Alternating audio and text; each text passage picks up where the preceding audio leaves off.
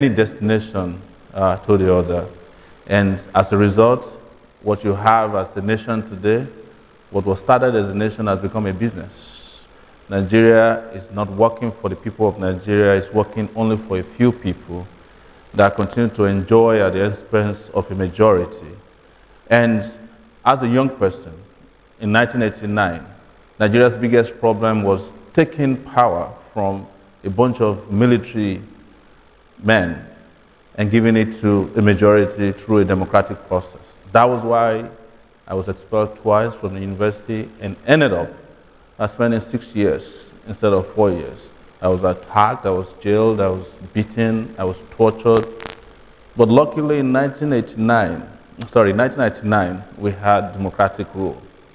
But what could have been democratic rule, with due respect, became a moronocratic rule, where morons ride roughshod on the Nigerian people.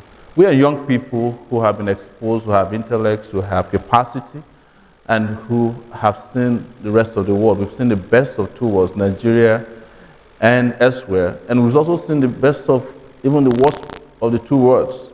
Today, we are here with fresh ideas. We are here with innovative ideas.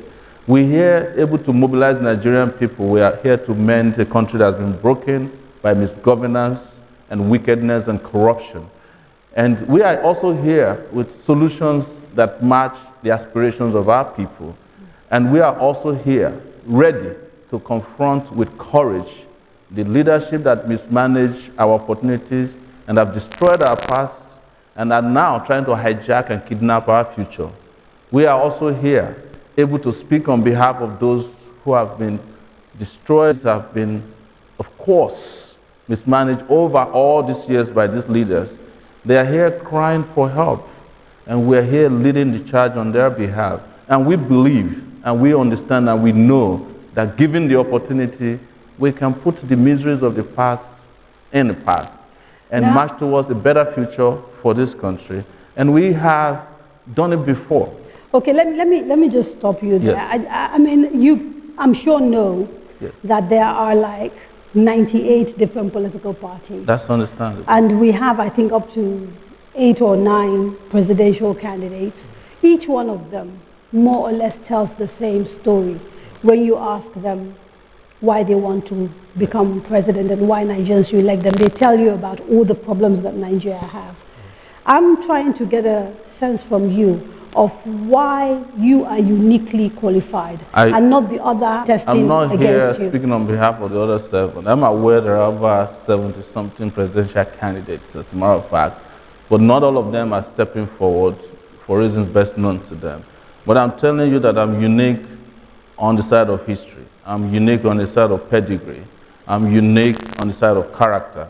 I'm unique on the side of integrity.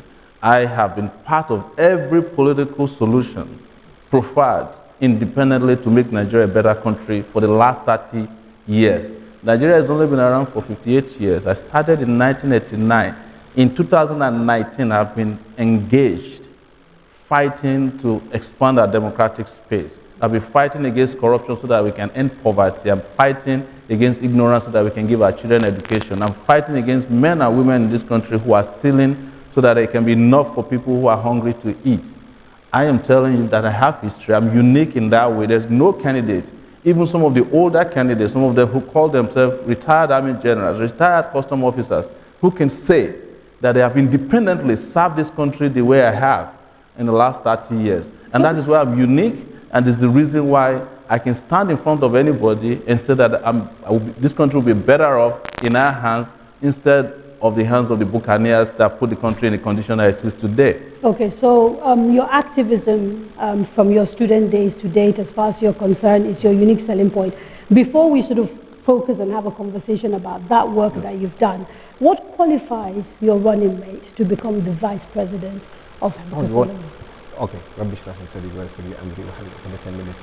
could you speak up? Brothers and sisters, comrades, friends, wherever you are, very good evening to you. Good evening for hosting us. You've asked a very important question, but when you read my CV, I couldn't even recognize myself.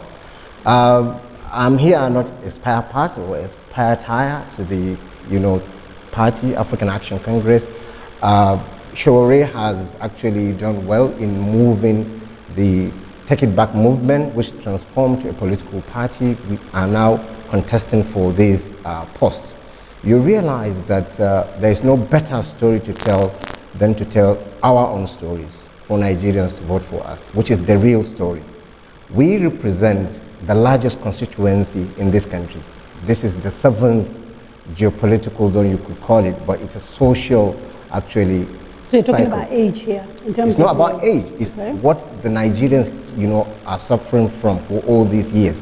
We are a generation that our leaders have let down seriously. No opportunities for school, for hospitals, for roads and other infrastructure. And you realize, actually, when you want to study or you want to help slaves, you don't ask the slave masters or the slave ship captain. You ask the slaves themselves. And that's why we are here to salvage Nigeria and our teeming population that are yearning for good governance and good leadership in this country. You have seen it all over, you understand? Our party came with the best of the manifestos, that is the spicer here, because at the moment you realize that Nigeria is tasteless. If it is full, you can't take it, because there's nothing there actually for us to be proud of, having been let down. Okay, you talked about your manifesto, and now we'll get a chance to sort of go through the details of what you're trying to do. But I want to come back to Mr. Sowore and specifically focus on the activism. The activism, we know you were in university, spent 6 years, fought military junta. There seems to be a little bit of a gap in terms of your public history. And so I'd like to be able to fill that gap for Nigerians. You were at university, you graduated. Not much is known between that period of graduation and you setting up Sahara Reporters. What did you do? So I entered university in 1999. I graduated around 1995, eventually, after I was brutally attacked at the University of Lagos and injected with an unknown chemical substance. I then was delayed. After I graduated, they seized my result for months. And I was mobilized to go to NYC, and I did my NYC in Yola, Adamawa State, between 1995 and 1996. And after that, I was arrested and detained by the military junta under Abacha on the day of my passing out parade. And I spent a week until a newspaper reporter at the Punch, Northern Edition, I think Stanley Yakubu, wrote a story and I was released. Because they put me in a guard room in a detention center, chained to the ground. And then after that, I left Yola, went back to my activism. By 1998, I led one of the most popular struggles after I left university called, disrupting the Noga Games on behalf of students who were expelled by the military at that time. Mm-hmm. And after that, I became a little sick and traveled to the US in 1999, before the elections happened in 1999. And I've been in the US since 1999, and now it will be 20 years since then that I've been away. So people talk about you coming, from a sort of, I've heard talk about you being a poor fisherman boy, and now there is some allegations, or there are talks that you're worth something like $10 million. Your net worth is $10 million. And I'm trying to close that gap to try and understand, how do you go from sort of being locked up, running into exile, and sort of 10 years later you founded a media website and you're worth $10 million. Because, Nigerians have issues with leaders who talk about integrity but don't have it. And so it's good to establish these things. Well, thank you. It's true that I grew up poor. I was fishing for my entire family at 9 years old.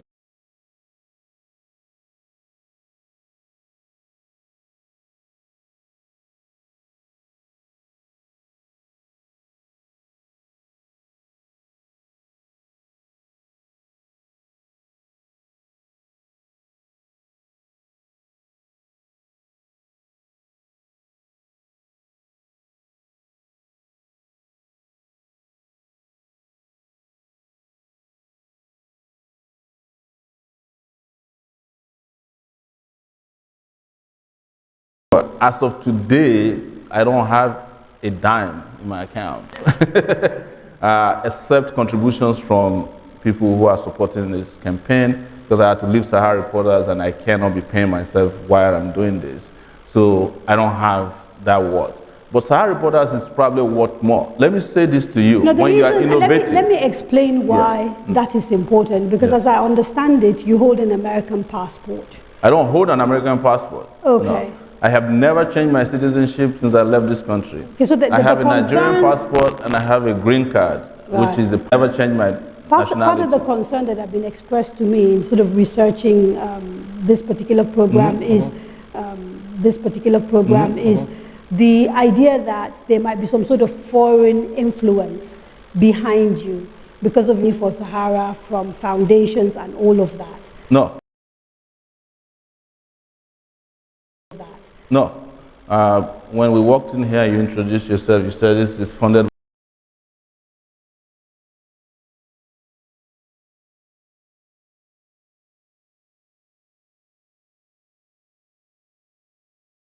Macarthur Foundation. So I have also been funded. Sahara Reporters also been funded by MacArthur Foundation before. It doesn't mean that someone has a foreign influence. People have foreign people who have to pay 1.1 million naira to get a US visa just to visit for 2 days. People with foreign influence. People with foreign influence, people who are helping Morocco to join the West African ECOWAS simply because they want to get money on the side to run for election. Those are people with foreign influence. I have absolutely no foreign influence. If there's any influence on me, it's the conscience of the suffering people of this country. And that's the influence that will drive us to victory. Okay. Now, this question is for both of you. And even though he's known as the activist, from your initial answer, I got the sense that you are also quite driven. The criticism I've heard against you is that you thrive on sensationalism and controversy. And the concern is that Nigeria is actually really very fragile right now. Whoever becomes president needs to have the qualities of a bridge builder. People don't see that in you, and maybe to a lesser extent also in you. What would you say about that issue of needing someone who will heal and who will candidates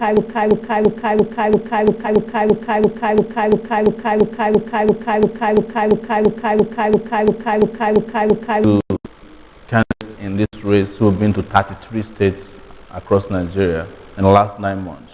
We've been to places as remote as Kebbi, Zamfara. I've been to Sokoto.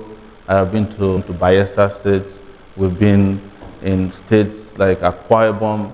We've been in some states that most Nigerians have never been to before, and we've been received. We were in Taraba last week. We were in Adamawa last week. And in all of these places, we get acceptance. We get great reception, and people are saying, look, this is our brother. We are the greatest bridge builders you can find in this country today. I have never met Dr. Rufai before, but when we met, it's as if we're brothers, and we were wondering, what is it that's been dividing this country for so long? If people can get together,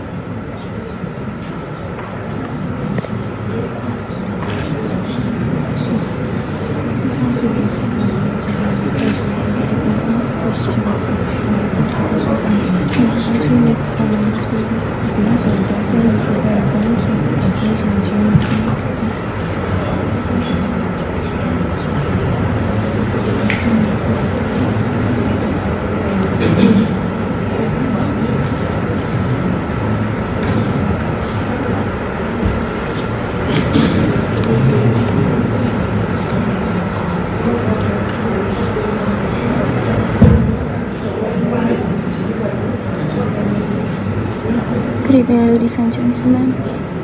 You're watching us live from the candidates. We encourage you, as we have in the past, to go on Twitter and join the conversation. If you're observing any anomalies, any abnormalities, please report it by using the hashtag and mention the candidates. And the Nigerian Television Authority with the support of the Rufai Foundation. We are in conversation with the presidential and vice presidential candidates of the Africa Action Alliance, Mr. Omoyele Sowore and Dr. Rufai. Now, a quick reminder that those at home can actually take part by sending questions using the social media handles that are scrolling across the street. Those in the diaspora were told there are slight problems with the streaming, but we are doing our best to fix it as quickly as possible. Now, before we went away, there were two questions. One was on growing wealth, and I think the second question is the one that I mentioned. So maybe we can start with growing this country's productivity. Thank you. Welcome back. We've just been told that people can't hear us, so we hope this technical issue will be fixed so that we can talk. So with regards to population, we passed that period in the history of mankind that population can become a liability. Some of the fastest growing nations in the world, like China and India, are relying on their population to become wealthy. But without investment in our population, we can't be wealthy, even if we are 5 people in Nigeria.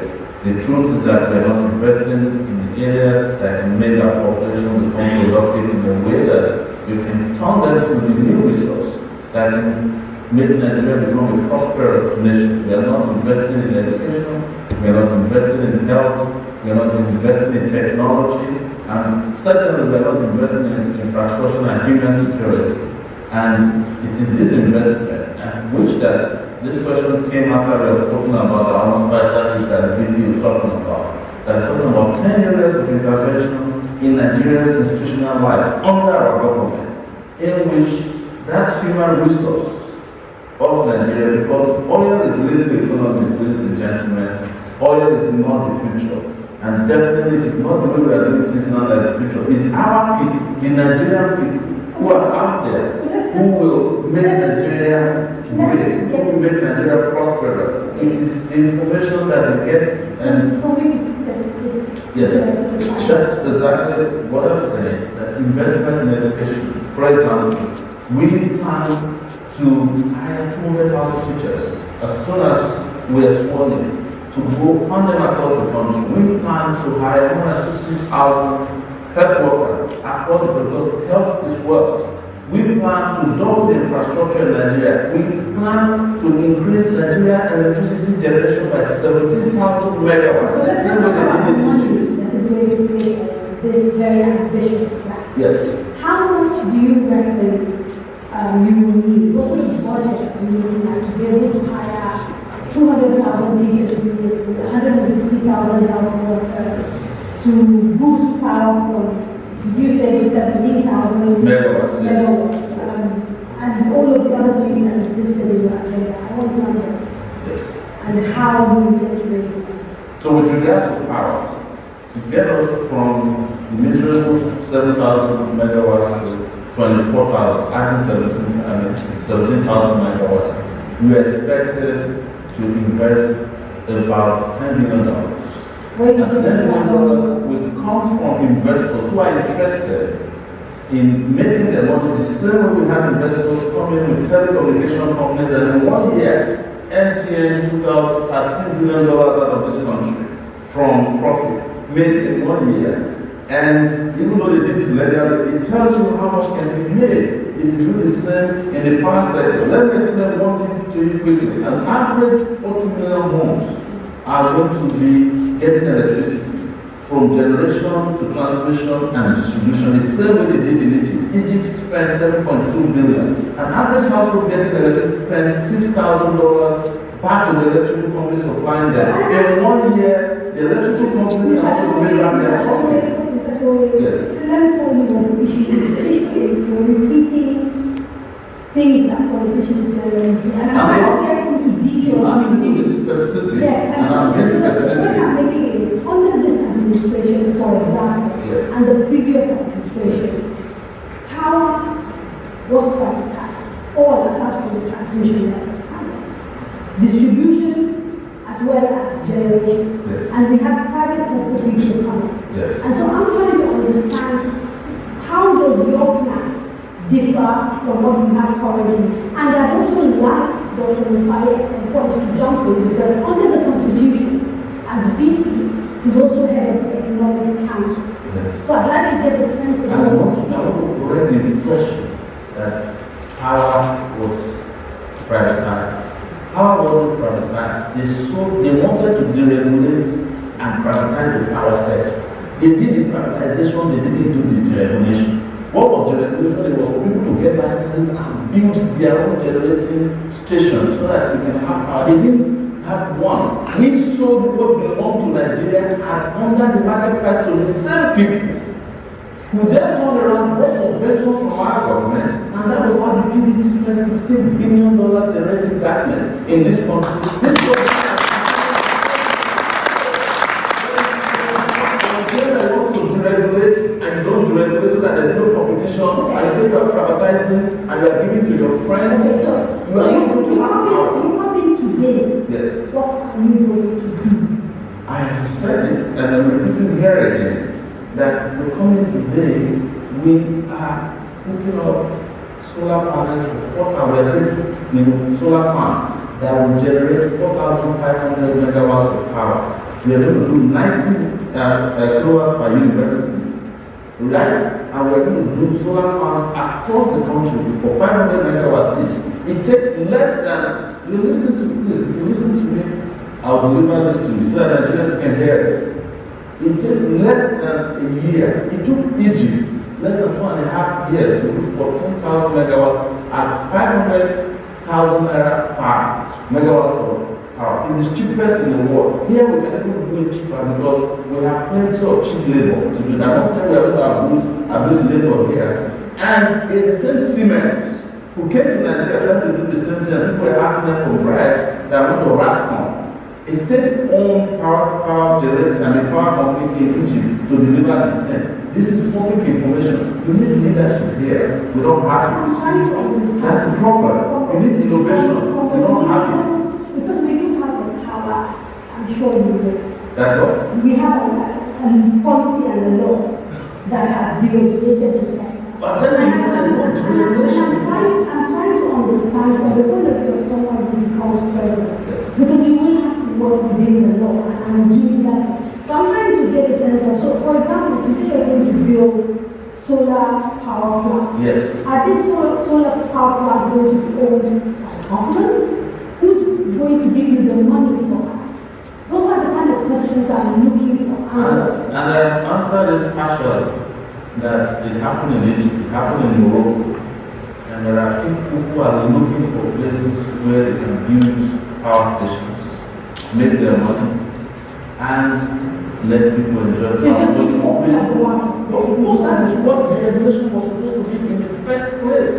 Is to give license to people who want to generate power, not to sell what belongs to the Nigerian people to friends or politicians, and then give them subventions. And now, when there's even 3,000 extra to be evacuated, they don't do it because it doesn't bring profit to them.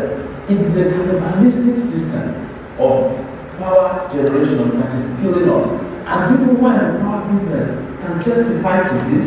I'm telling you that we need leaders who are courageous not to face these people who are making it impossible for Nigeria to make progress. It's not an argument between you and I, it's an argument about the future of our people. Thank you very much. I would like to make some of the points here clearer, louder, and then also well on the question of our energy system. You recall in 2011, there was a Fukushima nuclear disaster in Japan. So energy delivery to be almost flat because of what happened. What happened? They invited a German computing company to go and they fixed it within 1 year. So it's doable. Nigeria can generate 12,000 megawatts a year if the right incentive is given the right sense actually, and the corridor and the sincerity from the side of government. like it's pessimism that we really have to get stuck in this conundrum for any longer.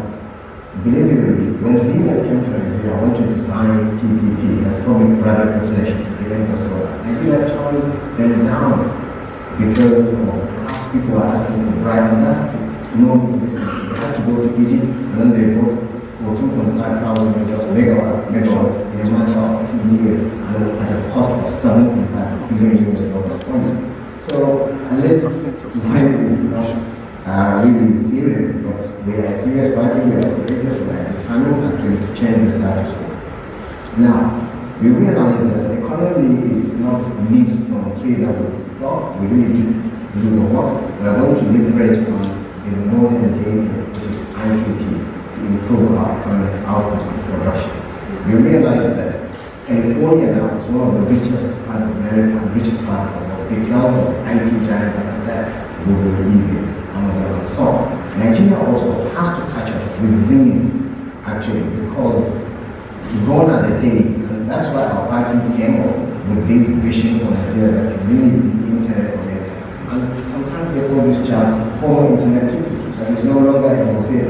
Apps to bring coders into Nigeria, to develop our people. In healthcare, it's now the in thing. People create clinical decision support system apps that help our diagnosis to go better. Okay, let me go straight into your manifesto, because I think, you know, the details that I'm looking for I can find in there, and then maybe we can have that conversation. You said you need an annual budget of about $500 billion based on your manifesto to actualize your plans, which include recruitment of teachers, health workers, etc., etc. This is as opposed to the current Nigerian budget, which is between $35 to $40 billion. And I'm just trying to understand how your economic plan is planning to increase this budget tenfold, almost over just a 4-year period. What are the funding sources, for example, outside PPP and all of that? What exactly, how are you going to find $500 billion in a country that we know is suffering from a lack of, if you like, productivity? No. So, just so that we correct it, we have a number of projects that we would implement over 4 years. And we're looking at how much it will cost. Okay, so it's not a budget. It's not a budget. The cost of the annual budget of Nigeria is around, it's been consistently about $35 billion per year. Nigeria's GDP is around 500 billion naira per year. So what we are saying is that there are a lot of opportunities for us to increase our revenue, and we'll do so by, you know, of course, ensuring that all the leakages that are there with corruption and waste and mismanagement, we get rid of that. That can save us $5 billion. Just let me finish there. And when we go next from there is how we can actually increase the collection of our taxes. The collection rate of our taxes is the lowest even in the African sub-region. And right now we're at about 7%. Ghana, our neighbor, has about 15%. What it means is that we can increase from what it is now, which is about 6 trillion naira, to about, 10 to 15 trillion naira when we are effectively collecting taxes. We are not increasing taxes. We are just collecting company income taxes. We are ensuring that all of the tax categories are adequately and efficiently collected. Okay, so how will you give tax breaks to stimulate growth for small and medium businesses if what you're talking about is increased taxation? I mean, increasingly, you are seeing. Let me finish. We say collection rate of taxes. When we talk to a lot of the people who support you, they see you as the candidate of the common man, of the citizen who's been disadvantaged over the years. That's right. And yet here you are talking about increasing taxes. No, that's not correct. Yes. No, I did not say we'll increase taxes. Okay, I misspoke. Not increase, collecting more taxes. No, well, yes, collecting more taxes from people who otherwise... Let me explain to you very quickly what I mean by that. Okay. There are a lot of companies out there today who are deducting taxes from their workers and pocketing it without paying to the federal government. That is what I'm saying. As a reporter, I did an investigation recently. and found out that most of the companies that are in Nigeria, including the big companies, breweries in particular, some of them are supposed to be paying 5 billion in company income taxes. They are only paying 800 million because they have friends in those sectors that can help them hide the books. Why do you think Lagos is doing well? It's because they decided that it is time to be collecting taxes. What they do with the taxes and who it goes to, you know, as per the party big men, is a different issue. But at least they are collecting the taxes, and if they were to be spending their taxes on the citizens, Lagos will probably be El Dorado by now. So it looks like there's you're no increase in taxes. Some of your plans seem to be very similar to what the APC is currently doing. They've increased tax collection. No, I rebuke that.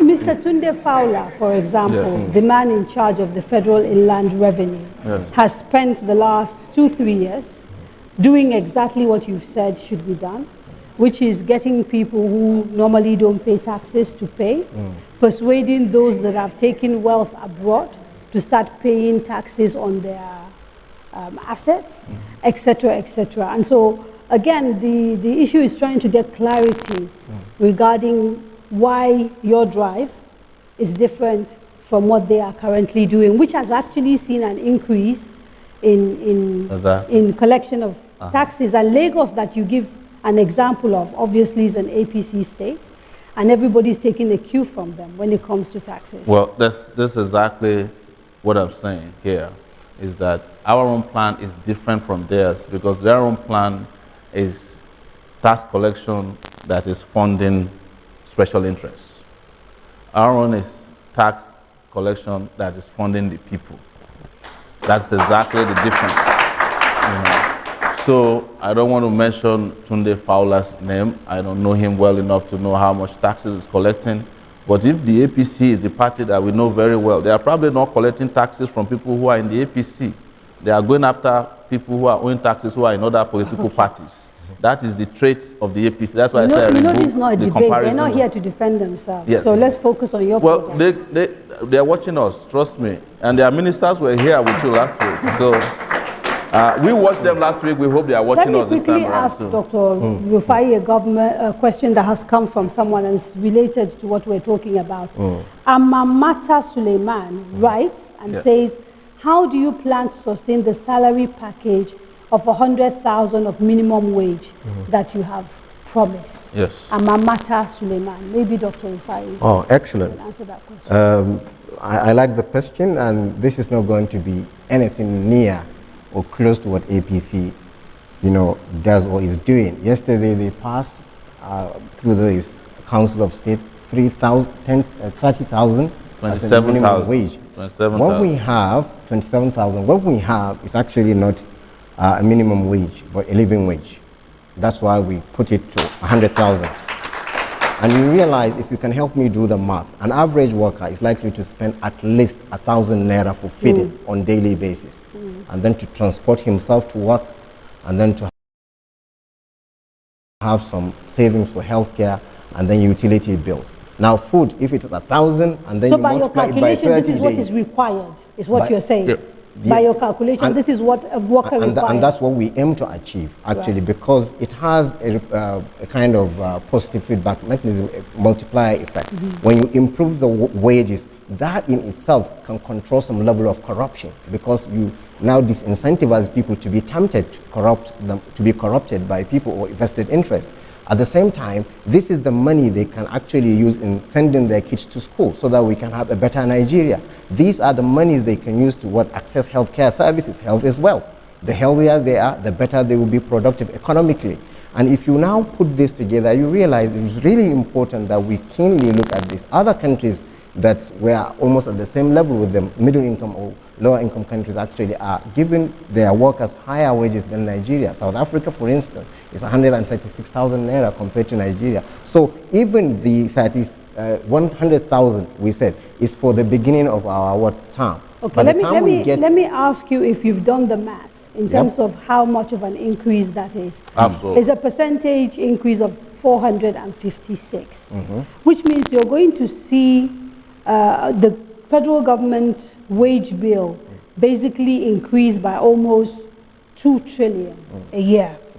And that means we're looking at an increase that will take the yearly wage bill to about 9.1 trillion. That is the math. If we go with what you're saying, based on what the federal government pays currently. That's actually not correct. It is correct. Okay. Please do the numbers. No. Well, we've done our math. That's what I'm saying. Yes. That is correct. Yes. Well, From 18,000 to 100,000 is an increase that will mean you will be paying an extra 7 trillion annually. well, on wages. I wanted to jump into that so that we can get it accurately to Nigerian people, right? There are about 890,000 federal workers. That number, due to corruption, is bloated to about 1.5 million workers at the federal level. We are going to leverage on technology to get rid of the 500,000 ghost workers.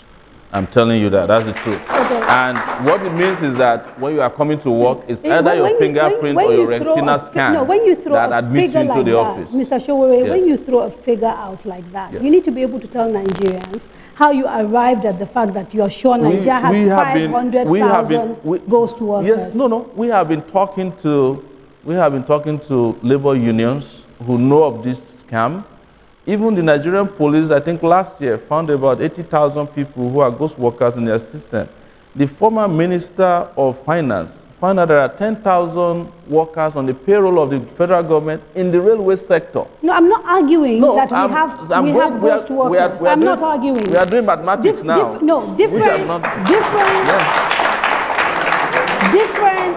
Different governments. But I want to... hang on. Different governments at different times have come in and have sort of exposed the fact that they found ghost workers, including the current government and the one before it.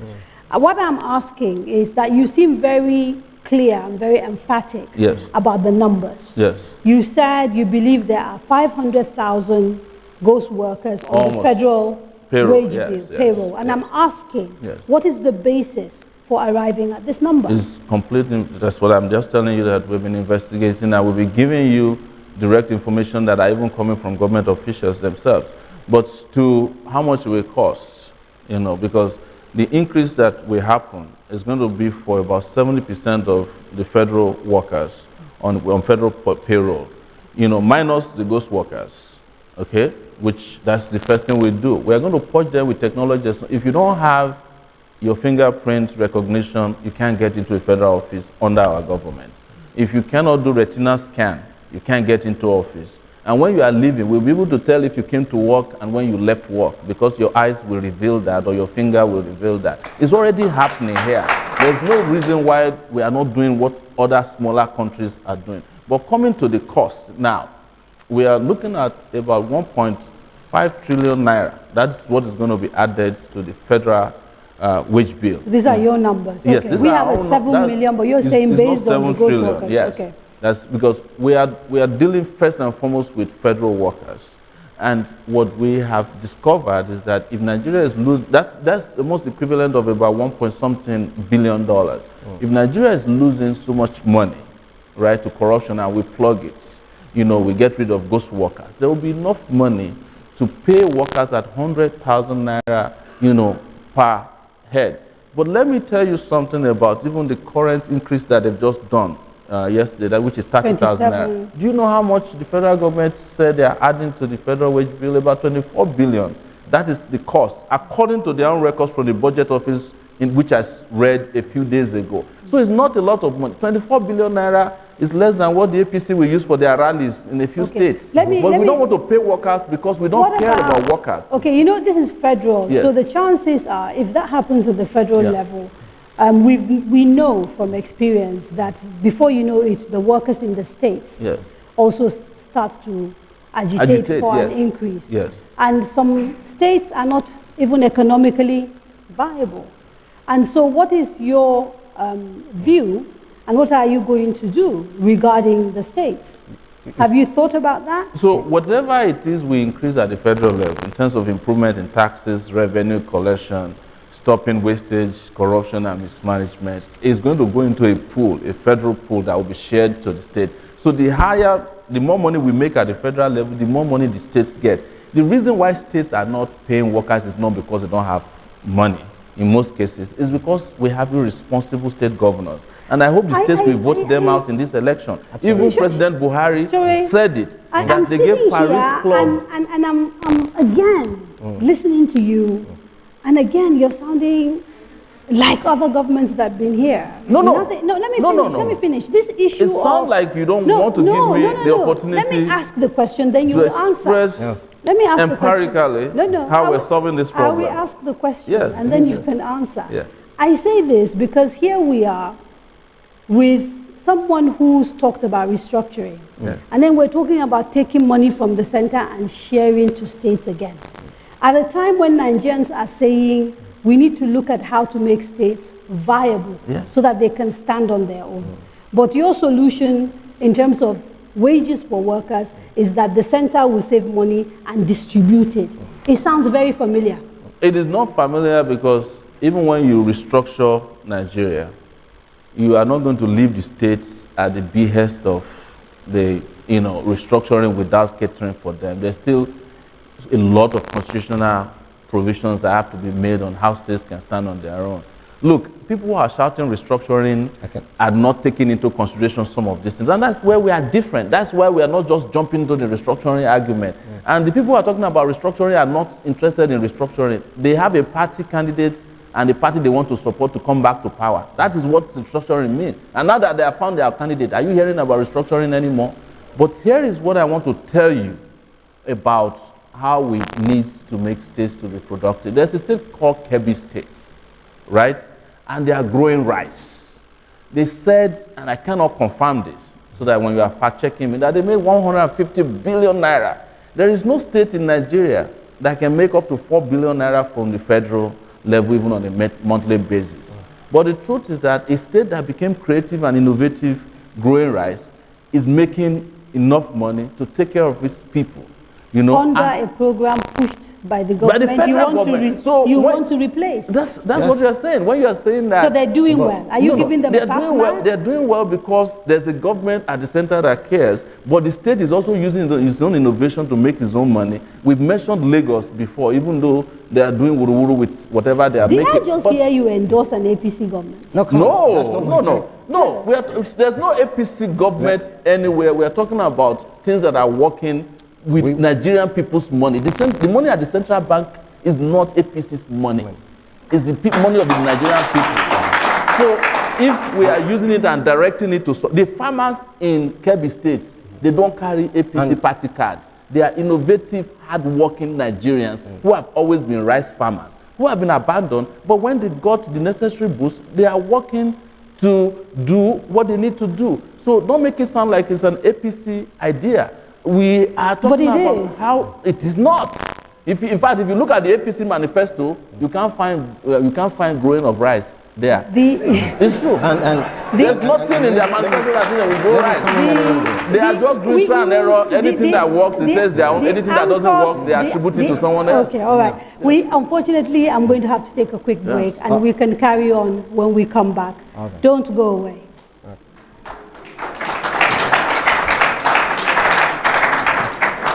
You forgot.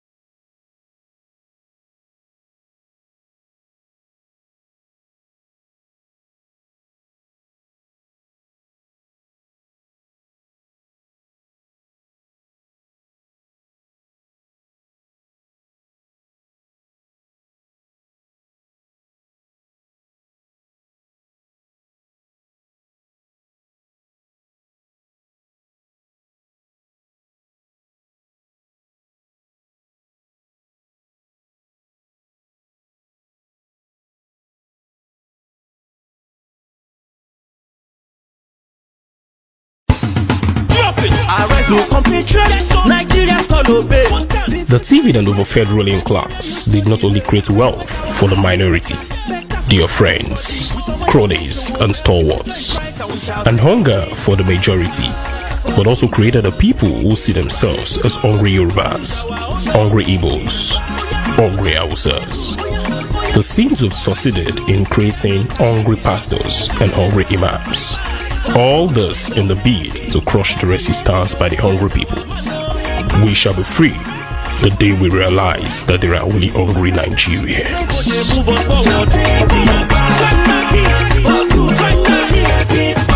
Take it back, action!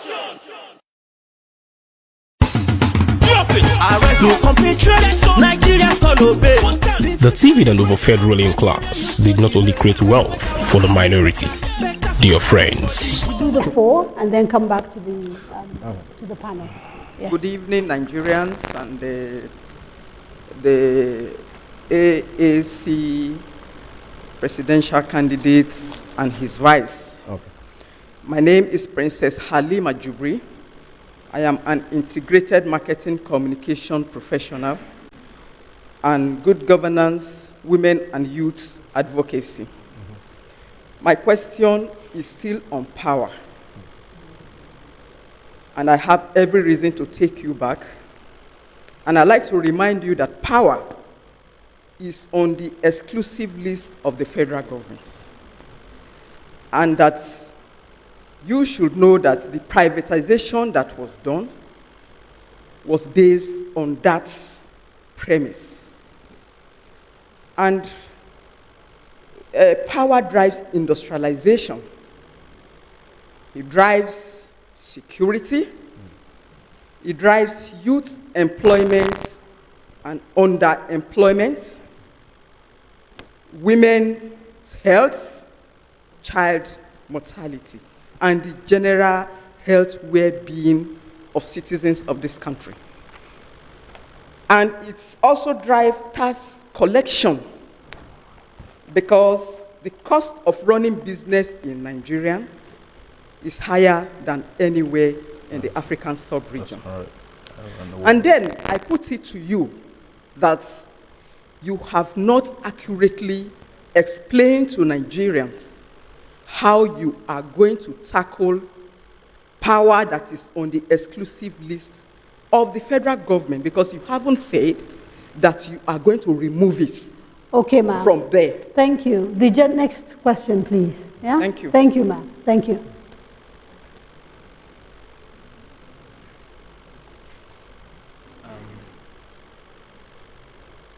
Good evening, distinguished Nigerians, candidates of the candidates on the podium. You will agree with me. My name is Segun Awosanya, a random ordinary citizen of Nigeria. You will agree with me that a few misconstrued social constructs must be redefined historically, holistically, in our polity for Nigeria to thrive. Namely, education as against indoctrination, erudition as against loquaciousness, leadership as against showmanship, and finally, success as against self-genocidal toil for unsustainable quick wins or gains. Let me put this to you. How critical will strategic alliances and unsustainable social re-engineering be to your administration, if considered at all? Okay, thank you very much. The gentleman here, yes.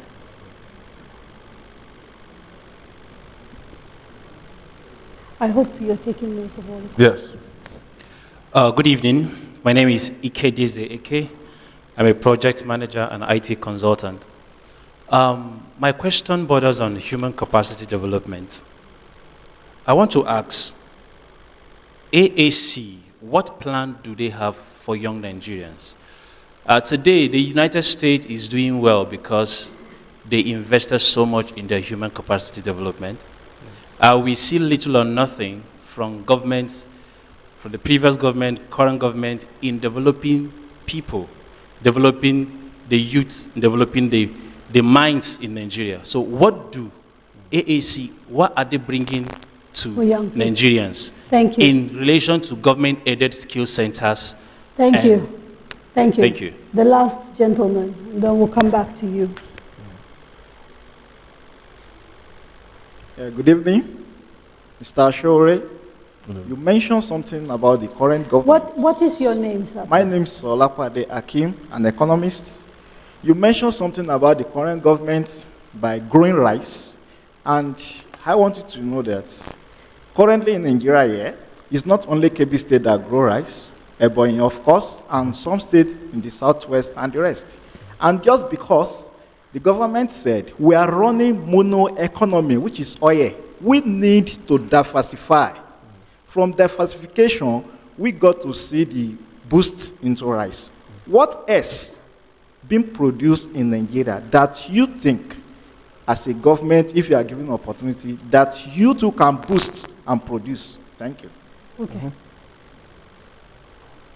So a few questions there, and Okay. I will add a few more that are kind of related, so that maybe you can combine them from people at home. Alonso Adanjuma says, Mr. Sowore, what plans do you have with regards to our educational system, having spent 20 years in the US where there are foremost tertiary institutions, as against Nigeria where our education has gotten so bad? Okay. Because you were asked about youth empowerment. The youth, Mr. Nee Daniels, says the youth of our country have been neglected over time. A bill for an act to establish a youth-driven organization, Nigeria Peace Corps, was rejected by the president. Would you have dealt with this differently, or would you have done the same thing? So let's look at those, Okay, those let me questions. start responding to some of the questions somebody had already asked, and then also to give something about the restructuring bit that you talked about. It is in our own interest, and of course the interest of wider Nigeria, that we look at economic restructuring, not the restructuring whereby political actors will want have opportunity to really emasculate their people. You realize that there's a culture of perverse incentive in this country, that even when the states are bailed out by the federal government, they ended up actually investing the money where it shouldn't be.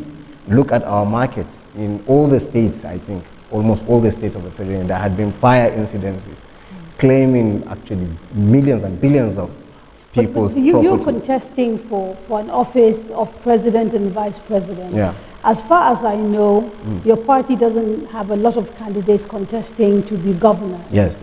And yet, you know, you seem to be talking to me about To the the role states. of state governors. Yes. There's not much you can do about that, even if you are president and vice president. You can actually Because there's- leverage on their competitive advantage actually to provide them with incentive to grow and partner. Look at the state you come from, Zamfara.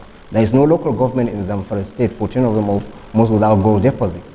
What is the state doing actually in order to, you know, bring out these resources? Some states have opportunity for tourism. So I'm Like- trying to understand how at the center you can influence the way a state is governed, because I'm still not clear You what think it's fair what enough? you're saying exactly. When the state actually run to Father Xmas every time they're in trouble, and that you could not have some, you know, policy networking with them, even if you don't belong to the same party, actually to work for the common man. That is what our interest is, actually to see that the states on their own are more productive economically, so that they can take care of their problems and their issues. And the quickest way to do that is to help them with strategic decision makings in the way they undertake their duties. What if they say no? Oh, come on. In this country, the poor will really vote them out of office. I agree. Because it disheartened me when you see serious investment that could be done and could improve the economic bit of these states that are not being taken. Those radical decisions have to be taken. And we have some candidates in our own party. And that's what we came up, and that's what we are, you know, interested in doing. Now let's begin to talk about some of the questions asked. The There's issue of one, actually, somebody mentioned that Al-Majri system, and I can tie it to the education system. You realize that there are, according to statistics, it depends on who you look, almost 13.5 million children actually that are out of school, and majority of them are even this Al-Majri system. And I thought this government, President Muhammadu Buhari is from the north, Muslim, would actually do something about it when he came to power. And he did nothing. He turned his back against them. And I understand that there's only one problem you can solve with no action, maybe alcoholic hangover. And I don't drink, so, okay, so what are you going to do? We will really take them off the street. We will really inject 200,000 teachers to teach in our primary school. The education at the primary school level. Hang on, let me ask you a specific question. Where are you going to find those teachers? Teachers? We have seen, yes. Yep. We have seen that there's a dearth of skilled teachers. Teachers, yeah. In the last few years, we've seen states actually test even the ones that are in school and find that they are not competent. Yep. And where they've actually tried to recruit, some of them have had problems getting people who are qualified. So if you say to me, as soon as you enter office, you're going to recruit 200,000 teachers, the first question that comes to mind is where are you going to find them? You realize that we somehow when we see a problem, we take back steps and say, okay, see no evil, hear no evil, talk no evil. Teacher education. These teachers can be put to good use when you incentivize and then you put a lot of resources actually to re-education of the teachers as they go on. So it won't be an immediate thing, then you first have to re-educate them before you employ them. In our recruitment process, selection and then their distribution, we really have to be keen on what quality they have. But there are a lot of Nigerians that are roaming our streets that are not employed, and they have the certificate and the right aptitude to teach in our primary schools. And the Quranic school education, you realize actually there are a lot of ulamas actually that are keen actually to see these children being reabsorbed into a formal teaching. Will you put into education? Look, if Nigeria would go, which it's unlikely, actually broke, one area that I'm sure everybody will be interested to put his last kobo is education and healthcare. Yeah, but I'm saying, but when we did our research, Nigerians across all the regions we've been to, they're interested in having a good healthcare system and then education. When they met Sowore on the road, makaranta, that has always been this. Okay, so again, it's a public good. I want a specific number. How much money will you commit to putting into education if you are elected as president and vice president? Yeah. So, sir, we have done our work, our research, and it's going to be in two ways. The first is, of course, the normal budgetary process, and the next is, of course, the planning process over time. For instance, the 13 million kids that we have been talking about, and when you fact check these people, different figures pop up from different areas, we discover that with an average of 100,000 naira investment over 4 years, you can take them, all of them, out of school. As a matter of fact, the Universal Basic Education Act makes it a crime not to send children to school in this country. And most people don't know that a president of Nigeria could be impeached if they don't allow kids to go to school because it's a constitutional provision of ours.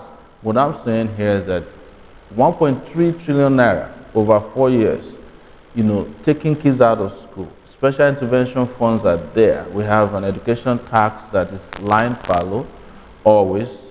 You have states that are supposed to match grants from UBEC funds that refuse to do this because they don't send their children to school here. He was mentioning President Buhari and Amajiri. The reason Buhari doesn't care about Amajiri is because his children are not Amajiris. He doesn't send his children to school here. Yes. So what I'm saying here is that from a practical point of view, are you going to have a task force that's going to be on the streets, taking children off the streets, putting them into school? What are you going to do? Look, when I was growing up under free education in Ondo State, there were task forces taking us out of school. Out of street if you don't go to school. And they're in two ways. There are parents who are around looking for kids that don't go to school. They will drag you by your hair and send you back to school. That is how our African moral society operates. Of course, the war against the discipline once captured me on street and took me back to school. But don't say that I'm endorsing Buhari's. Yes, no, I'm just telling you that you can actually have the police do the job of enforcing the UBEC Act. Okay. When in the US and in the UK where you live, if you don't send your children to school, the police is going to come after you. Okay, so it's just a matter of ensuring that they get the mandate and they get the memo that it's a priority to let children go to school. And if they don't go to school, it becomes a law enforcement issue. There's a religious there's a religious aspect to the Almajiri Yes. problem. Because a lot of the parents whose kids end up on this street actually send out their kids to get what they consider an Islamic education. Yes. So what will you do about that particular aspect of the problem? You know, because there are parents who feel they're sending their kids to get an Islamic education. Yes. You know, I understand that very well, and I do not discountenance religious education. But what I'm saying is that there is a way we can innovatively also let these parents know that while their kids are learning in our primary schools, they can also get Islamic education. It's a matter of bringing the teachers from Islamic education classes to come into the mainstream educational system. Look, you know, So you'd be willing to do that? oh, absolutely. I studied Islamic education. It was one of my classes even in Ondo State. And Bible knowledge, you know, and also Ifa, and all these things. We need to just let our curriculum be open-minded enough Okay, wait, to the time is very little, so all let's of move to this the all innovation. And the guy who is an Islamic teacher on the same salary as the guy who is teaching science, they can match very well and be happy. What about the issue of power that was raised and the fact that power is actually on the exclusive list? And in discussing your plan, you didn't talk about how you're going to get around that problem. You see, that's the interesting thing about Nigeria. So power is on the exclusive list, which means that the federal government has absolute control over power. But when it is time to sell assets in the power sector, it becomes a private issue. In fact, people tell you that government have no business in business. But when it is time to pay to power companies, power that they supply, they give the invoice to the federal government. I am interested in ensuring that there's power. Whether it is exclusive or inclusive, whichever list it can belong to, as long as as the President of the Federal Republic of Nigeria, I can light up this country. It will be a legislative agenda that I will discuss with legislators at the National Assembly that, look, the most important thing is not the language in which we couch where power belongs, but how our people can get electricity. That is what is most important to me. You know, but what I'm saying here, and let me land, what I'm saying here is that this idea that we are deregulating and privatizing a sector that suddenly is also still in the exclusive lists, and the federal government is not supposed to say anything about it, is the oxymoron of the power sector. It's not oxymoron in my view, it's abracadabra. They don't want there to be light in this country. We have paid for it. Where did the 16 billion naira that the PDP spent on power come from? The federal government. Yep. But nobody is holding the private sector responsible for darkness. It's the federal government that is responsible for the lack of electricity in this country. The federal government better guide its loans, recover what it needs to recover. What our people need is light, not excuses and where it belongs. And it sounds great, you know. But you know, hang on. It sounds great and populist, and you'll get your applause. But when you're in government, they're practical. Let me finish. This is what they always tell us. I'm going to ask the question. There are practical issues. There are rules. There are policies that guide these things. And to be able to change those rules, you must either go to the National Assembly or find a way to get people across. And so her question is still valid because the federal government remains in charge. And so when you talk about deploying farm, solar panels and all of that, there are real practical things to be dealt with in terms of who is allowed to do what. And that is really her question. How are you going to get around that particular fact? But that's what I'm saying. It is still the duty of the federal government. The federal government is still the authority in charge of granting the power for people to generate electricity. It is still the federal government. It is still the federal government that is in control of the TCN, what they call the Transmission Company of Nigeria. So the federal government has not lost the power to power up Nigeria to the extent that I should be sweating about the legislative concerns about that. We have enough power as the federal government to light up this country. We've looked at the laws, we've looked at the rules, but the rules that nobody wants to talk about is the people who are sabotaging our ability to generate electricity, and as a result, we can't industrialize. Our children can't go to bed to do their homework because there's no light. We cannot have an economy that is built around darkness. That is the truth. She said it, that in this country, the cost of production is the highest because we don't have electricity. Let me ask you a question. Yes. What are your thoughts on the current complaints about low tariffs from the supply side? Will you address steady power supply first, or will you increase tariffs first? No. Because, you know, there's that issue of what comes first. Is it the chicken or the egg? Because the current distribution companies argue that they are so regulated that they cannot charge what is a commercial rate for power. And that basically stops them from being able to invest and be able to do what they need to do. So I'd like to hear your thoughts on that. So the interesting thing is that it's a very simple issue. There's a consumer who is the demand side and there's a supply side. Do you know what is driving tariffs up? It's because they want to collect more than they are supplying. Just come on, give people prepaid meters. An average household in Nigeria consumes about 6,000 naira electricity per month. But the power companies, being the greedy people they are, want to collect 20,000 naira from you. If they take their 6,000 naira per household or per meter, they still make a profit. They make let me ask you huge a enough specific profit. question. But you cannot continue, let me say this, you cannot satisfy the greed of people who are not interested in getting satisfied. And that's where government comes in. It is not a matter of regulation. Go and ask the power ministry now. The minister of power is looking for a third party to supply meters, prepaid meters to consumers, because they can't get these greedy power suppliers to make it available, even when they are available. Why? Do you know what will happen? At the end of the day, the cost of those third party involvement will still be transferred to the consumer. Whereas, if you don't have special interests who sponsor you to office, who are your godfathers, you just have to be government. You take a stand and you say, sir, every prepaid meter out there must be given to consumer. And if you are not, there are people, plenty of people, who are willing, and I mean it, willing to generate power, willing to supply power for 6,000 naira per household, make enough profit from it, and then everybody will be happy. But it makes, you're making it sound like these things are difficult. But I'm looking at it from the point of view of what is easy to do. I am trying to understand the practicalities of what happens if you are elected and tomorrow you're president of Nigeria, because it's not going to be tomorrow, it's going to be February 16th. and you're president, and there are these distribution companies, they're already in place.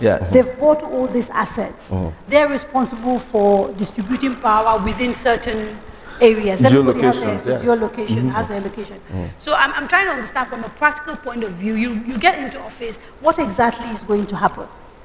And I'm not sure I'm clear. No, I'm very clear that the day I get into office. What will be your relationship, for example, with the distribution companies? Will you be seeking to take away their distribution licenses? What will you do? If some of them are not even carrying out what they have been licensed to do, we cannot continue to pamper those ones. We take back their licenses. If you are not distributing, you don't sit down on a license and refuse to carry out the service for which the license is met. That is where the regulation was supposed to have. That was why I discussed the regulation earlier. If these license owners had been the ones who are generating their electricity, they would have been eager to distribute it. But because it doesn't belong to them, and they got it They buy They banked? They buy it from the generation. They didn't buy anything. These guys, they dashed it to them. Some of them are going to jail now. No, it's true. You know, some of them have been arrested for how they duped banks to buy these things. We gave them subventions. This country gave them trillions, almost $1 trillion naira subventions after we gave them the power sector generating companies at under the table, under market value prices. I have been involved in investigating these things. I'm just telling you that probably that's the reason why they will sit up. I'm not going to do any body language governance. I'll be there So you're asking going to go questions. in there and basically disrupt everything. That's what I'm hearing. Why won't you disrupt criminality? That's the job of the executive section.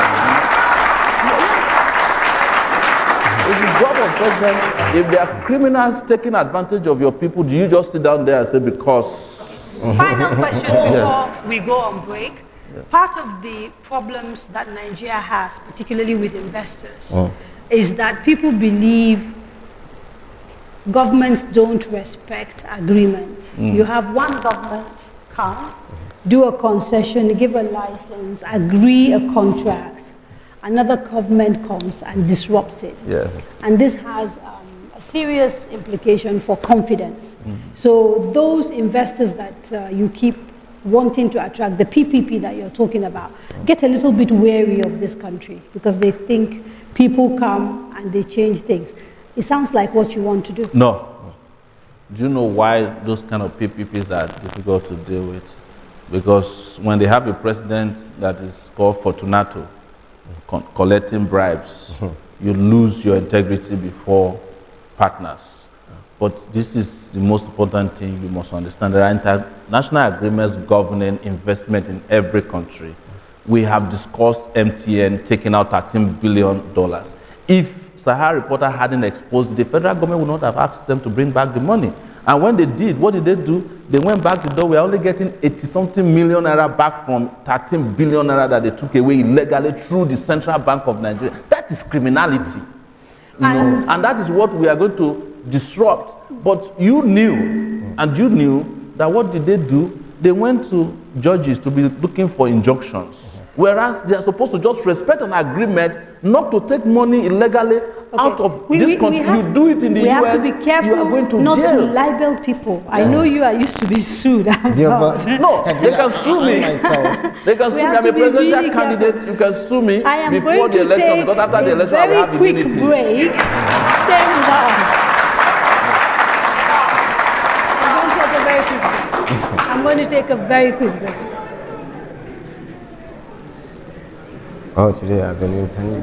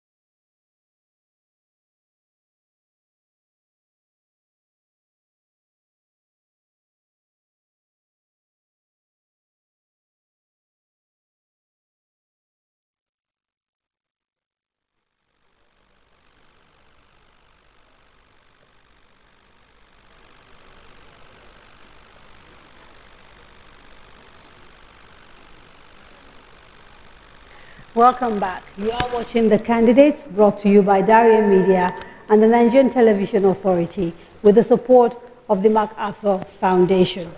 Now, before the break, we'd started taking some audience questions, and there were a few that we'd not dealt with. And if we could, quickly, before we enter the next segment. So there was a question around what your plans are for young people. Yes.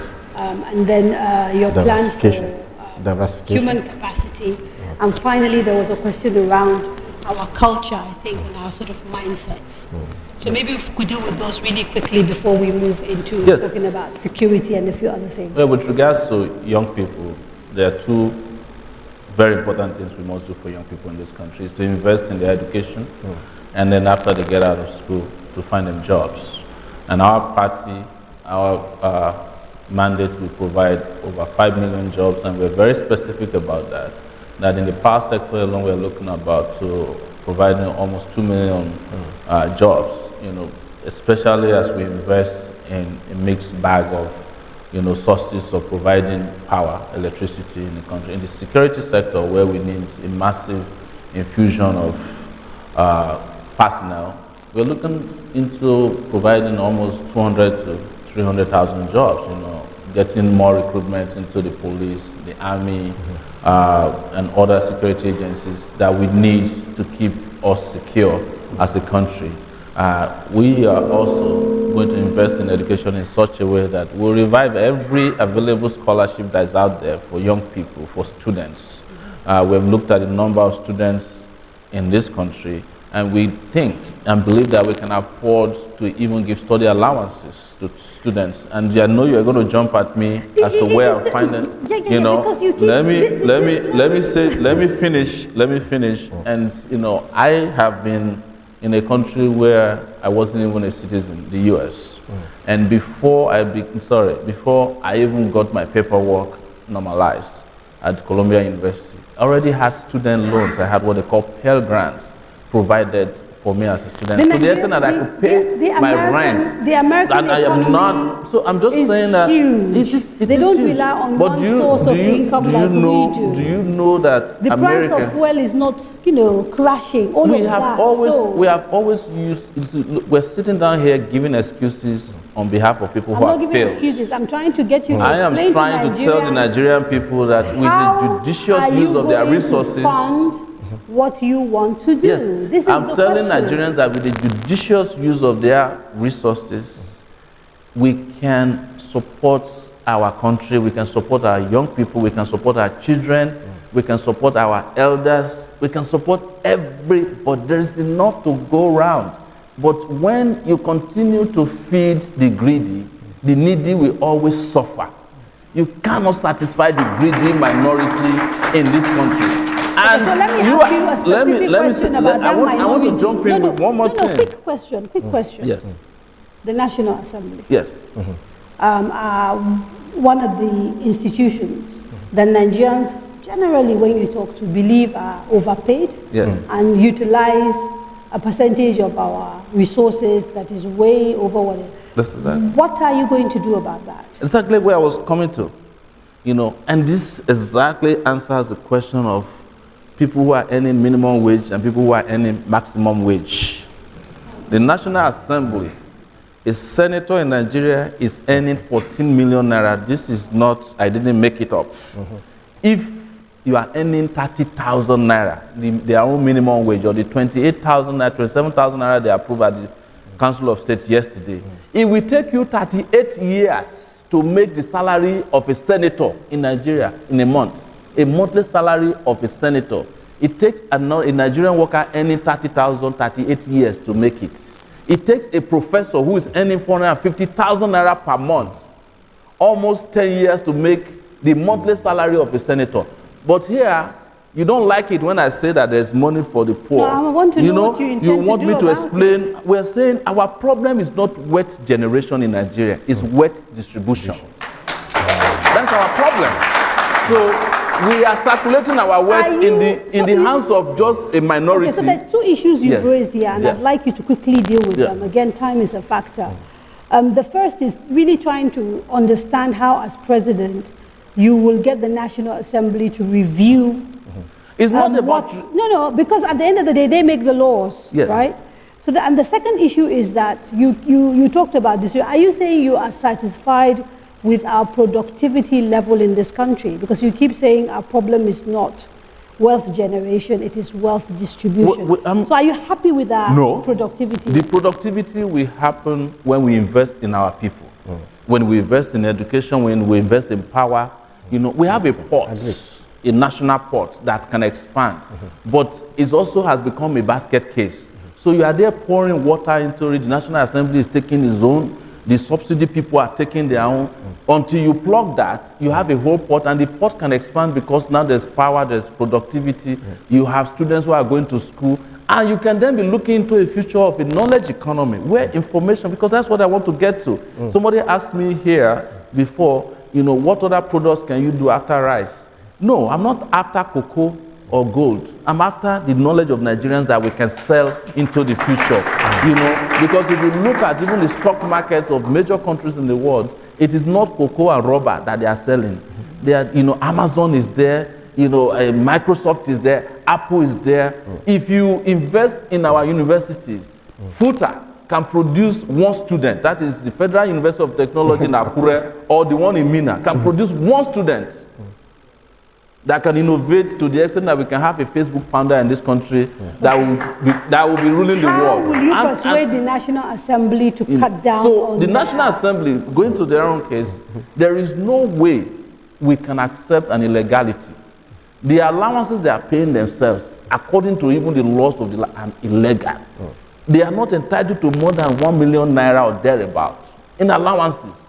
So the mere fact that somebody has taken over the lunatic asylum and is awarding themselves what they like, doesn't mean that it is legal. We can challenge it. We have a court in this land which we can challenge and see how much are they entitled to, how much should they be collecting. If we cannot get them to drop it, the country might as well drop them. Okay. That's the truth. Now let me quickly, because the time is limited, Dr. Rufai, security. Okay. Nigeria is facing multiple challenges on the area of security. We're fighting an insurgency in the northeast, Boko Haram. We have bandits and rustlers in the northwest. We have a little bit of issues with farmers and herders in the north central part of Nigeria. There's still a bit of restiveness in the east with organizations like IPOP talking about you know, breaking away and forming Biafra. What are your plans for securing Nigeria? Well, you actually highlighted the fact that we are dealing with hybrids of criminal elements here and there, from Boko Haram in the northeast and then down to the Niger Delta and the agitation of the IPOPs and co. You realize that they have something in common, all of them, meaning there's some sort of complacency at the center, where the generals, the police, at the helm of our security have not been actually doing very well to what they are assigned to do. And then if you now unpack other security challenges like the herders and the farmers clash has its own uniqueness in some ways. So you really have to break down what sort of security challenge is and then to actually develop an innovative solution towards it. But the first is actually to know that Nigeria will do better, we will live in peace and progress when we don't condone anybody's crime because he belongs to a certain tribe, creed, religion, or anything. We really have to have a way of bringing people accountable to their crimes, whoever they are. If you take the farmers' herders clash, well, we only have to reflect on what is happening in the Sahel. They have always found themselves in the middle of the desert. They don't have water bodies and so on, but they still produce, they're economically prosperous to some extent. No killing like the scale we have in Nigeria. So you realize in Nigeria, for us to solve the problems of herders and cattle, we need to actually change the way we do agriculture. We need to adapt to the climate change and the issues around it. And then of course, last time, I'm sure you saw the video if you did your homework well.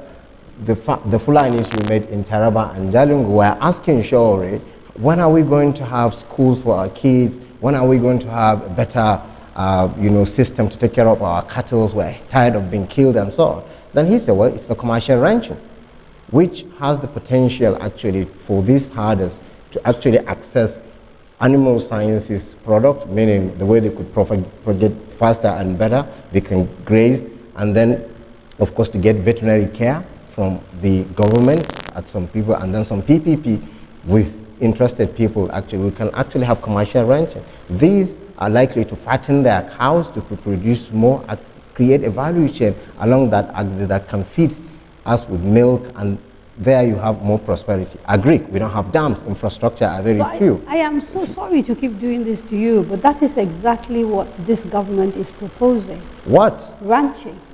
Oh, So the government but have they tackled the adaptation of the climate change? They didn't mention it clearly. I'm just pointing out. The government is proposing grazing corridors and cattle colonies. And they are ranches. different from commercial ranches. And ranching. No, I'm not aware. I mean, no, look, you had a hectic time interviewing the president and the VP here last time. So maybe there's a problem of understanding of what he meant, We went through that here. So what they are saying is that they want grazing corridors, they want cattle colonies. We are proposing commercial ranching, in which case somebody can own a ranch. There are 20 million cows roaming around in Nigeria. And you find out that because they're even roaming around in ways that are not productive, they hardly can produce milk, and most of them are suffering malnutrition. If you keep them in a ranch, they will be fat cows. And anybody can go into the business, because the cow meat business is a $3 billion industry, that we have not tapped into. But beyond that, there are droppings. The cow dung can also be used for biogas, from which we can generate over 1,000 megawatts of electricity. So this is what innovative leadership is about, not these analog leaders who are talking about the past. You asked the president here last week, with due respect, about how to solve he never mentioned commercial ranch. I watched him. The VP did. That's why I'm saying what the VP knows about Nigeria and what the president knows, they are two different. Me and him. Yes, it's true. Going by what we saw here last week, there is a miscommunication between the VP and the president. So it's a bifurcated presidency, but our own will be one. Yes.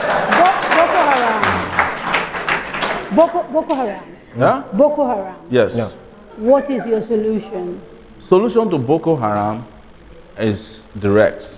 Every 10 years, any local insurgency of any kind must be defeated by a country. They usually last the gestation period of insurgencies of that nature. But the problem with Boko Haram was that the moment it transmuted from being a crisis to a business, there was no way it was going to end. As a reporter, I was the first person who was reporting that army generals were not buying equipment, they were not paying their soldiers who were in the front lines, and I was derided for it, that it was because I didn't want the other party to win. Eventually, how many of the generals were arrested, prosecuted in the army, in the navy, in the air force? But you know what? When they got to the army, the record of the prosecution disappeared. Okay, so if you become president, will you arrest and prosecute army generals? Absolutely. I have said not only will I do that, any army general that has been involved in fighting the Boko Haram insurgency will be asked to leave peacefully the armed forces, because that is not a general that can win a war. But when you keep them around, the president said it, I think it's on Arise TV, that he realized that some of the army commanders have overstayed their usefulness. But today, he has not fired them. He has not relieved them of their responsibility. Under a Sowore president, we'll see a purge of the army, taking out the top people. That is something that you do from time to time. It's natural with people who are, sometimes even without corruption, fatigue sets in. What we have found out in the armed forces, instead of allowing the younger, well-trained officers to take over command positions, the older ones, the corrupt, big fat ones don't leave, even though they don't leave Abuja, but they have refused to allow promotion of people who have been trained because they don't want them to they don't want them to make progress within the armed forces. And these are the guys that are willing to wipe out these guys. But the ones that are making money off of it, they don't want the Boko Haram insurgency to end. Okay, I will take 2 quick questions on security, just to wrap up this section. Okay, so the gentleman here in the black suit with the blue shirt, please, sir, go to the mic. And then the gentleman right at the back. Yes, sir, just come. Because we've literally got 5 minutes. You need to be quick.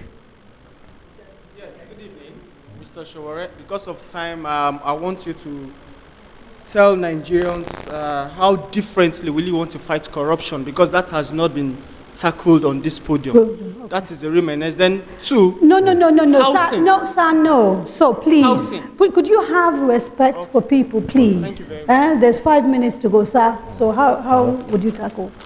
My name is Caleb Terinyikwa. I'm the gubernatorial candidate on the platform of African Action Congress in Benue State.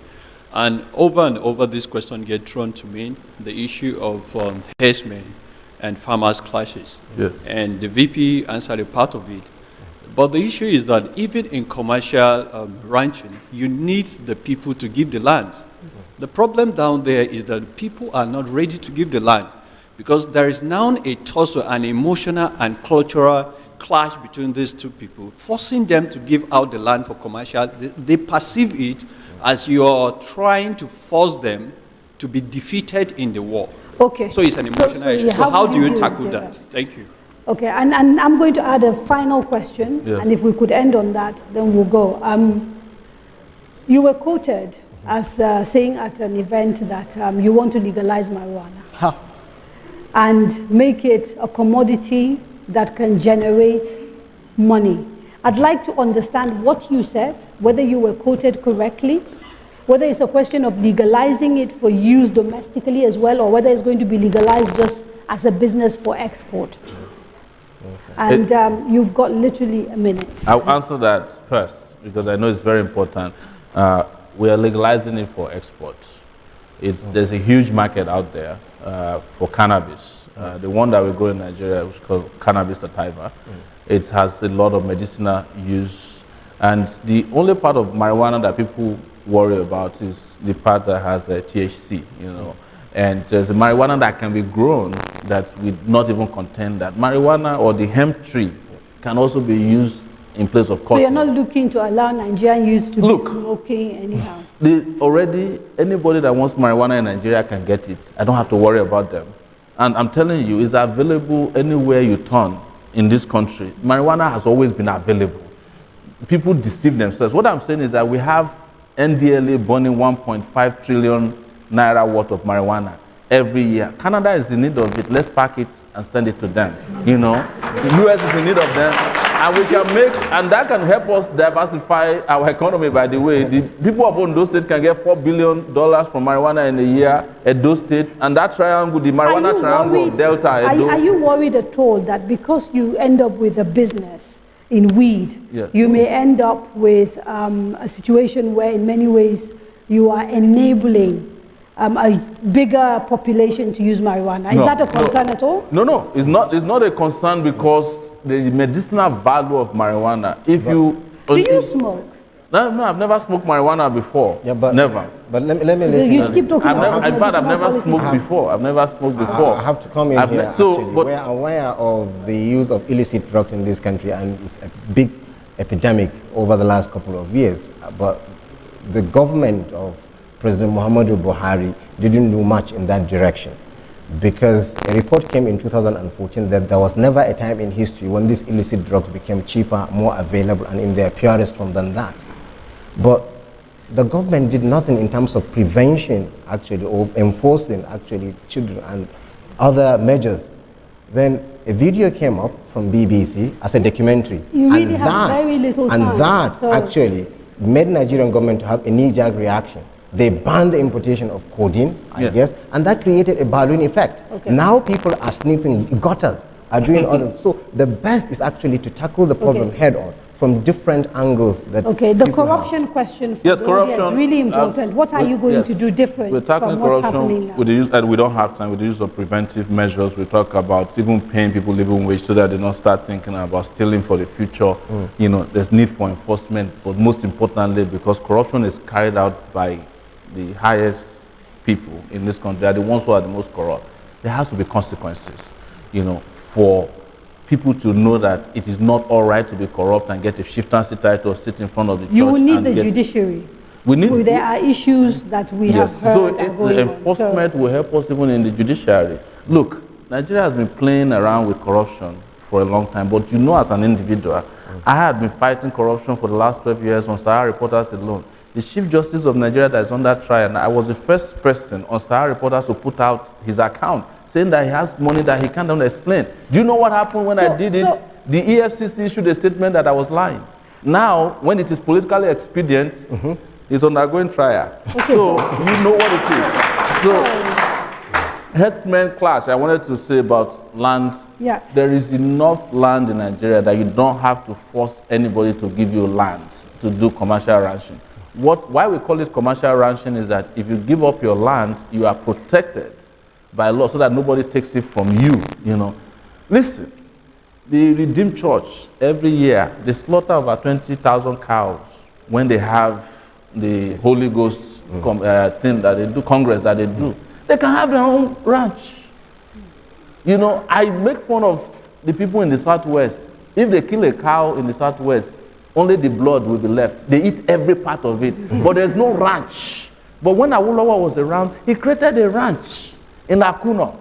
The Calabar Ranch that is there today that is being used for tourism used to be a cattle ranch. Okay, so it's let me ask nothing new. We've had a ranches. Final question on that before we go away. Are you at all concerned about the people whose way of life you would be disrupting, who are also Nigerian citizens, so the Fulanis that are used to grazing? Yeah. What are the plans for them?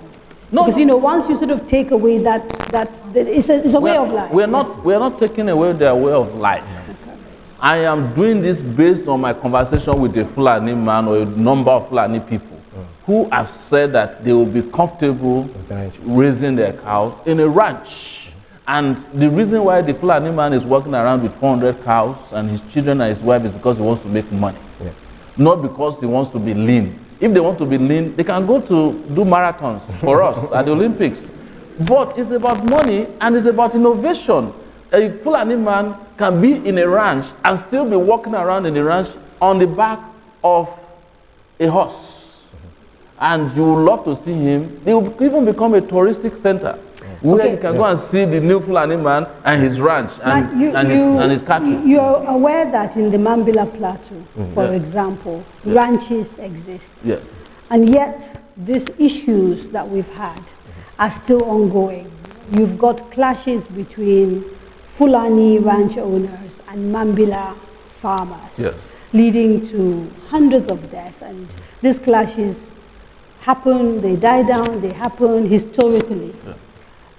Suggesting that perhaps the problem isn't that of people not being in ranches. What are your thoughts on this? No.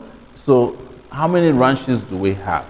And we have also discussed the issue of climate change. Yeah. You have a huge expanse of land also in what used to be Sambisa Forest and beyond, and the Lake Chad region that has been taken over by terrorists. You are not taking back from them.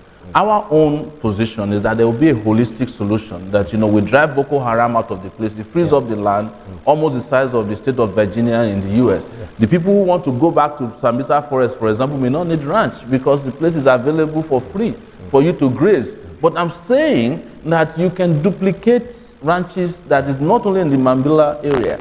And the reason why the issue of Mambila is different is that people are looking at it from who is superior to who. And this is where you start to talk about the security agencies at the top and how people view them when they intervene, when there's a clash. When you see a minister of defense acting as if he's on the side of one side against the other, you have a problem. Sadly, we've run out of time. Thank you. And I have to leave it here. Thank you so much, Mr. Sowore. Thank you. And Mr. Hope you be there on our inauguration. Yes, and I've been reminded there's a final important question and I need a short answer. If you lose, will you accept the results of the elections? If the elections are free and fair, there's no way we can lose. Definitely.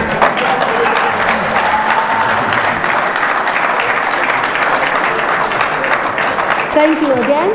Thank you very much. The next edition of the candidates will take place, God willing, in exactly 7 days from 8 to 10 p.m. It will be a live show once more, and we'll be talking to the presidential and vice presidential candidates of the People's Democratic Party, the PDP. That's Nigeria's former vice president, Alhaji Atiku Abubakar, and the former governor of Anambra State, Mr. Peter Obi. Until then, we wish you a very good evening.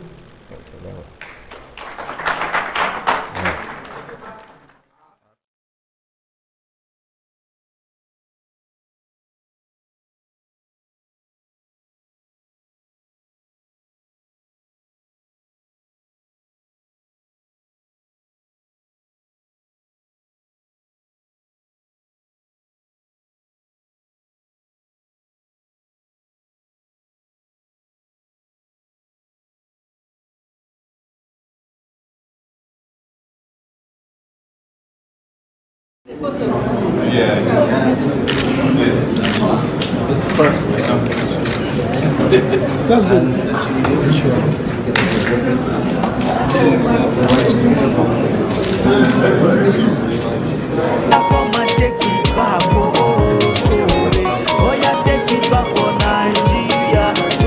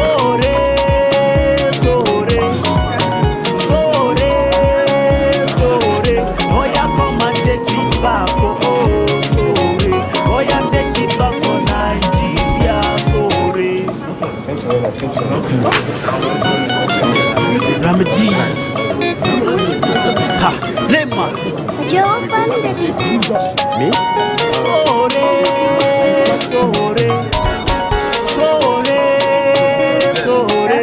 Oh yeah, come and take it back. Oh, Sowore. Oh yeah, take it back for Nigeria.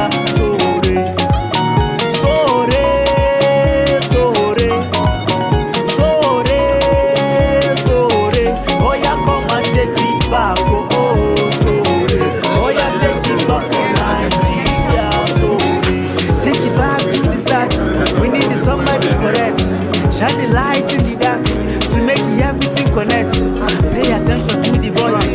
Sowore is the choice. He is the man, he is the one. Make nobody come to make noise. Get the ability to change our society, to bring the security, for proper accountability.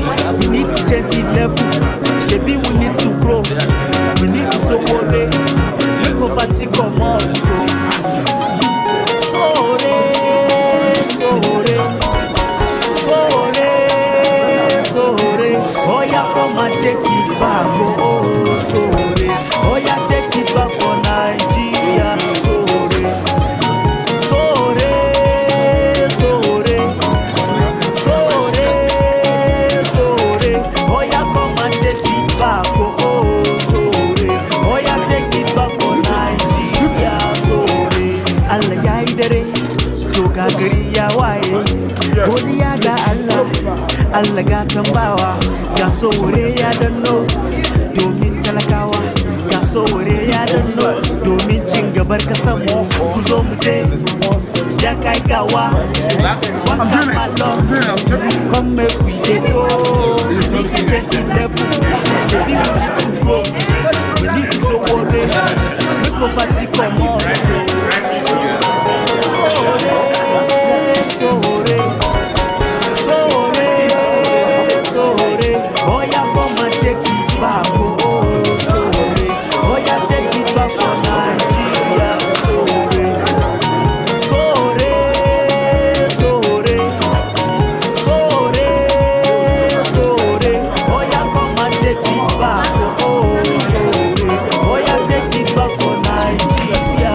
Sowore, Sowore, Sowore, Sowore, Sowore. Oh yeah, come and take it back. Oh, Sowore. Oh yeah, take it back for Nigeria. Sowore, Sowore, Sowore, Sowore, Sowore. Oh yeah, come and take it back. Oh, Sowore. Oh yeah, take it back for Nigeria. Sowore. Ramadi. Ha, Lema. Joe Bandit. Sowore, Sowore, Sowore, Sowore. Oh yeah, come and take it back. Oh, Sowore. Oh yeah, take it back for Nigeria. Sowore, Sowore, Sowore, Sowore, Sowore. Oh yeah, come and take it back. Oh, Sowore. Oh yeah, take it back for Nigeria. Sowore. Take it back to the start. We need somebody correct. Shine the light in the dark to make everything connect. Pay attention to the voice. Sowore is the choice.